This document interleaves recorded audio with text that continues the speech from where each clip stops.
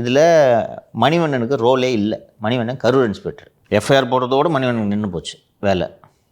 விக்னேஷை சென்னையில் வச்சு 30 போலீஸ் வந்து விக்னேஷை அரெஸ்ட் பண்ணி கூட்டிகிட்டு நேராக திருச்சிக்கு போகிறாங்க. திருச்சிக்கு போனோன்னே இந்த மென்டல் அதிகாரி இப்போ திருச்சியிலே எஸ்பி வச்சு விசாரணை. இப்போ தான் நான் பார்க்குறேன் கோர்ட்டில். பார்த்துட்டு என்னப்பா விசாரிச்சான்னு கேட்டால் அவனே உள்ளே போயிட்டான். அவனுக்கு கேஸ் போடுற நீ அவன் இனிமேல் எந்திரிக்கவே முடியாது. அவன் சேனலுக்குன்னு எல்லாத்தையும் காலி பண்ணிட்டான். அவன் கூட நீ தொடர்பு வச்சா வெளில வந்தோன்னே கூப்பிடுவான் அவனை. நீ அவன் கூட ஏதாவது பேசுனேன்னு தெரிஞ்சிச்சு உங்கள் வீட்டில் உள்ளவங்க எல்லார் மேலேயும் கஞ்சா கேஸ் போடுறேன். ஒரு ஐபிஎஸ் அதிகாரியோட பிஹேவியர் பாரு. இதுக்கு தான் இந்த காலில் சுடுறது கையை காலை உடைக்கிறதெல்லாம் ஆதரிக்கக்கூடாதுன்னு நான் சொல்கிறது, புரியுதா? ஸோ அவனை மிரட்டி எது கேஸ் போட்டேன்? அக்கௌண்ட்டில் எவ்வளோ பணம் இருக்கு?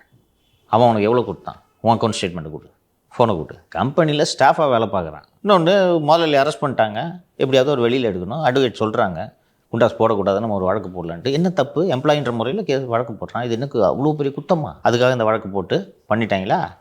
இப்போ அவனை மிரட்டணுன்றதுக்காக, அதாவது இவனை தூக்கி உள்ளே வச்சோன்னே இப்போ மற்ற ஸ்டாஃப்லாம் என்ன பண்ணுவாங்க? அப்போ வேலைக்கு வர மாட்டான். சரியா? விக்னேஷ் தூக்கி உள்ளே வச்சிட்டாங்க.